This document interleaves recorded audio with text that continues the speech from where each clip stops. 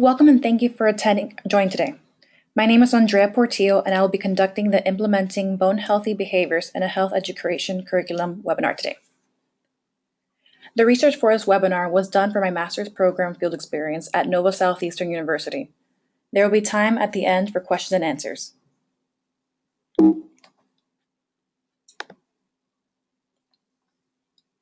The learning objectives for today's webinar are as follows: to understand the importance of bone health in children and adolescents, to recognize the need to incorporate bone healthy lessons in school, and to learn how to implement specific lessons in a health education curriculum.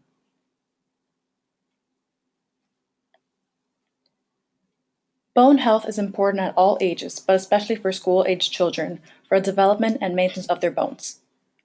From the ages of 9 to 18, both boys and girls are in their bone-building years. During these years, their bone mass will increase until it reaches peak bone mass, which is the greatest amount of bone they can attain in their life. Many children do not receive the correct amount of calcium, vitamin D, and are also not participating in bone strengthening activities. Through the early strengthening of their bones, the risk of fractures can be reduced. This is important because 25% of childhood injuries lead to fractures. The focus is on school because they have the largest influence on children's lives, as 48 million youths attend school around 190 days per year.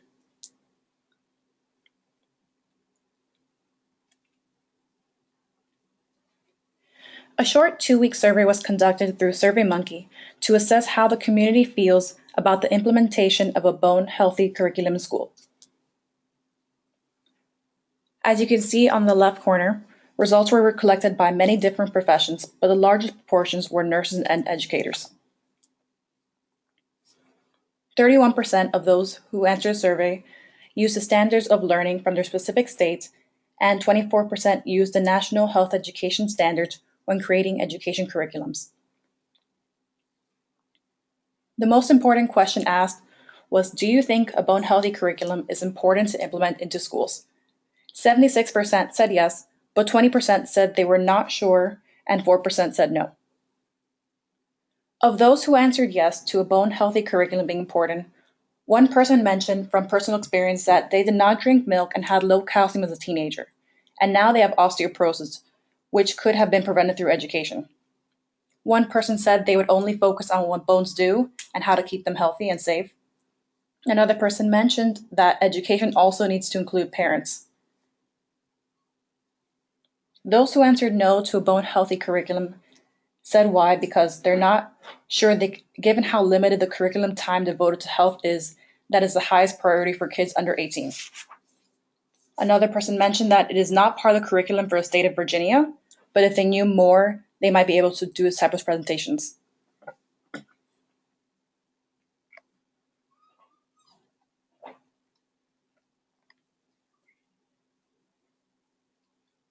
Useful tools to integrate health education include the Coordinated School Health Program Model and the Whole School Health Community Whole Child Model. These are both readily available on the CDC website for more information. CSH is a blueprint for integrating health-promoting practices in school setting. WSCC expands on the CSH components and can be seen on the slide in the right corner. It is a collaborative approach to learning by engaging children at every level. An example of one component, counseling, psychological, and social services, is through mental health. You can provide positive attitudes towards healthy living. An example of how you can do this is by saying, being healthy will make body feel good.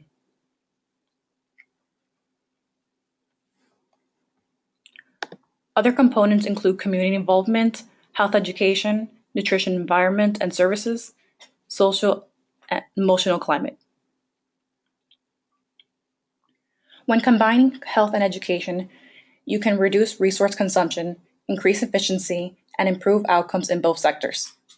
Health education itself is to provide concepts and skills to assist students in making health decisions to improve, sustain, and promote personal and family health.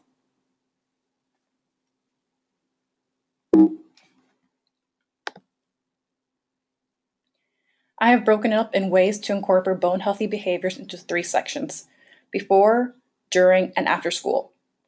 There is also a useful infographic available to download as a PDF in the handout section of this webinar. In order to achieve success in the day, children need to start the day with a healthy meal, which they can have at home or in school through their breakfast program.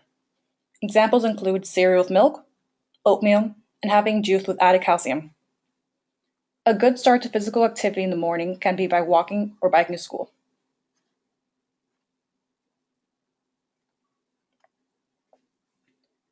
During school, an example of a method of instruction to use is a lecture with a group discussion. When discussing nutrition, you can have students in a group create lists of why healthy living is good and why it is difficult. Another example is creating a mentoring program for older students to help younger students on the importance of bone healthy living. This can be through teaching healthy foods, to be active, avoiding smoking or drinking, and using protective equipment during sports. Older students can be given the opportunity to get volunteer hours needed for graduation through this program. Physical activity needs to be a daily act in the lives of children to improve academic achievement and psychological health. Ideas are viewing teachers as role models, having staff walks with students in the morning, students dancing or being active 30 minutes before the class starts, having classroom physical breaks, maybe like 5 minutes in each class or during half the lesson, depending on the period time, and having daily recess.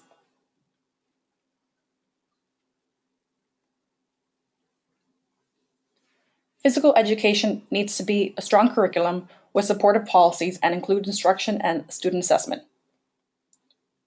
In order to do this, include a discussion with students on different physical activities for building bone strength and maintenance, and conclude topics on diverse culture, workouts, and sports.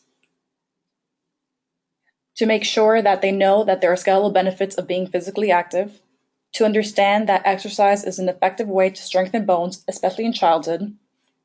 And a few bone building activity examples are walking, tennis, volleyball, hockey, weightlifting, gymnastics, and many more. The recommended amount of physical activity is 60 minutes or more per day of aerobic activity, which includes 3 days per week of muscle strengthening and bone strengthening activities. An example is jumping rope or jumping decks.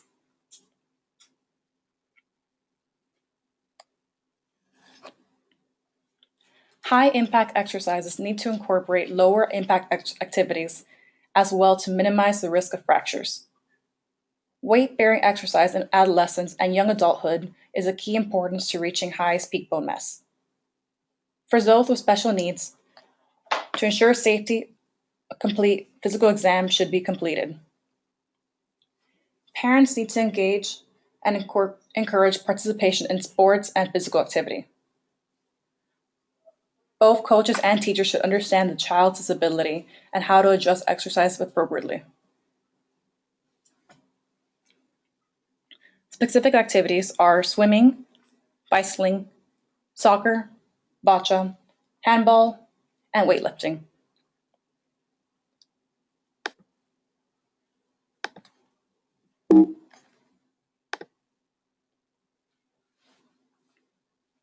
Scientific evidence supports health benefits of nutrition for growth and development of children. Not only can it provide essential nutrients for bone growth, it can reduce the risk of other diseases and improve weight regulation.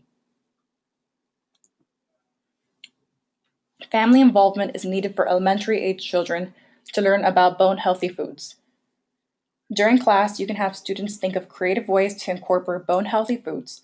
An example could be a milk-based fruit smoothie. Learning about culture and diversity through different foods. And for middle to high school students, a self-assessment of eating patterns should be incorporated. The recommended calcium intake for school-age children from 4 to 8 years old is 1,000 milligrams daily, from 9 to 18 is 1,300 milligrams, and the recommended vitamin D intake from 4 to 8 years old is 400 IUs, and from 9 to 18 years old, 600 IUs.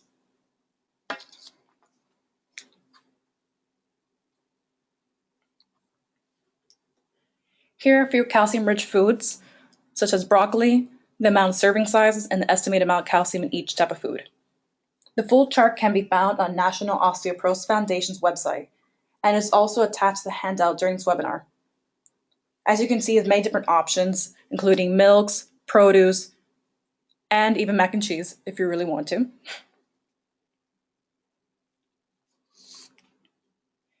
If a child has an allergy or does not like certain foods, there are many other options to choose from, and substitutions can be made in order to receive the essential nutrients needed. Here's an example of items to include in your curriculum for Level 1 Pre-K 2nd grade. For physical activity, an example of a goal is to recognize the need for regular activity and benefits. For the unit taught of bone strengthening activities, an objective is to describe 2 different physical activities for creating and maintaining bone health.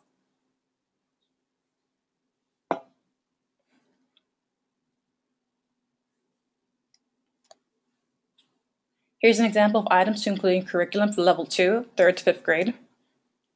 An objective for nutrition is to have students keep a journal with meals of the day that includes bone healthy choices. Students can also create SMART goals for health-related fitness to improve or maintain fitness levels for the bone strengthening activities.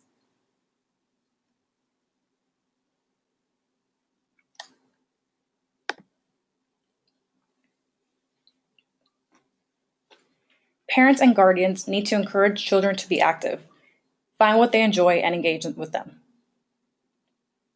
They should become a role model for their child so they can learn and continue that lifestyle. Engaging in team sports and clubs is also very important. When eating at home, here are a few ways to get started. Encourage your child to choose low-fat or fat-free options to maintain weight. Have those selections at home and at school to get them accustomed to those choices. Replacing soda with milk or a milk-based fruit smoothie even once a day to transition. Doing physical activity at home or after school includes having a walk after dinner each night, long hikes on the weekend, family 5Ks, being active with family and friends instead of watching TV, and community involvement with sports at a local park or community center can be free or at low cost, which can help those at low socioeconomic status.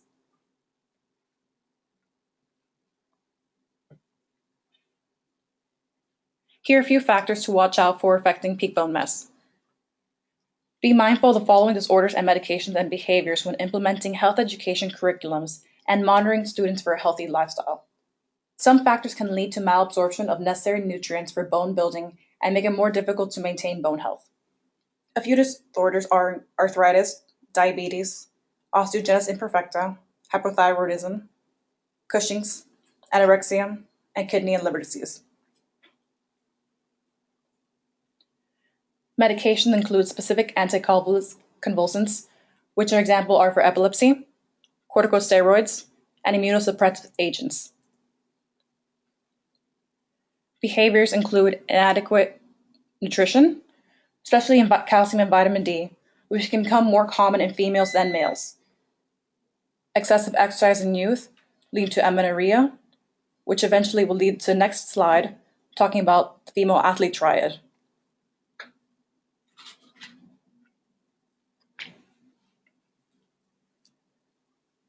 Girls in the age range of 9 to 18 years old and during puberty are at high risk for not maximizing their peak bone mass. Girls in particular are trying to control their weight and often cut out calories such as milk or other calcium-rich foods. Schools need to teach that good sources of calcium don't have to be fattening, and they can choose other options. Soft drinks displace calcium-rich beverages, and girls who drink soft drinks often consume much less calcium. When engaging in sports and activities, it can lead to weight management or dieting and sometimes overtraining. Examples of sports more likely to lead to these habits include gymnastics and ballet. This leads to susceptibility of the female athlete triad, which are menstrual disturbances, energy deficiency, and low bone mass. Schools need to know risk factors to offer to support the child and intervene when needed. They need to watch out for eating disorders, which can lead to irregular menstrual cycles. This can eventually lead to low estrogen production in adolescents, which can increase the risk of osteoporosis and fractures.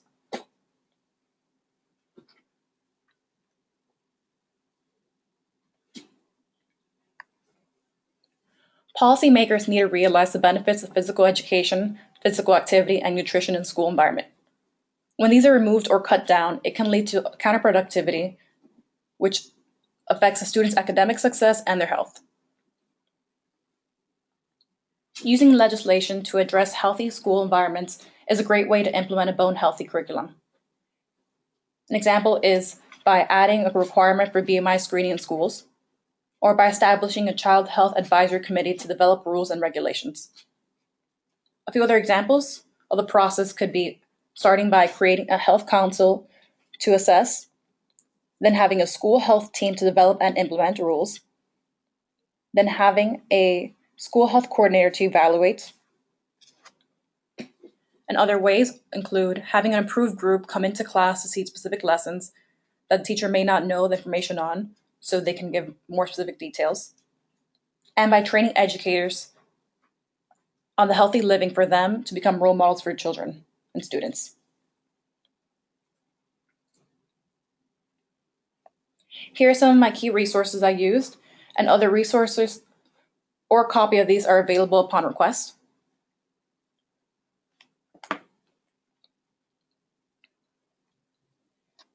In conclusion, by creating healthy habits and implementing them in education, it can help reduce future diseases and illnesses that are preventable.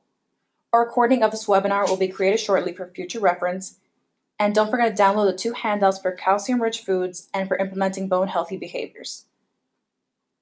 Thank you for attending today's webinar, and if you have any questions, please let me know now or by email.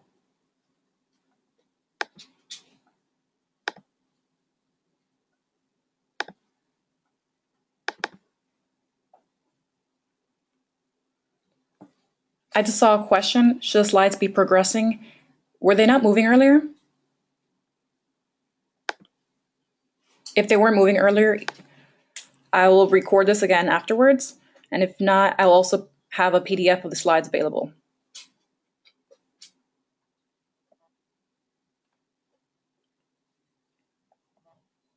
If you have any other questions, please let me know, or you can contact me at ap1939@nova.edu.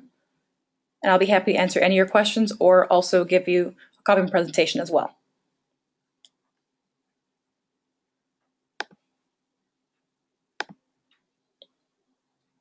Thank you so much for joining, and I'm going to stop recording right now.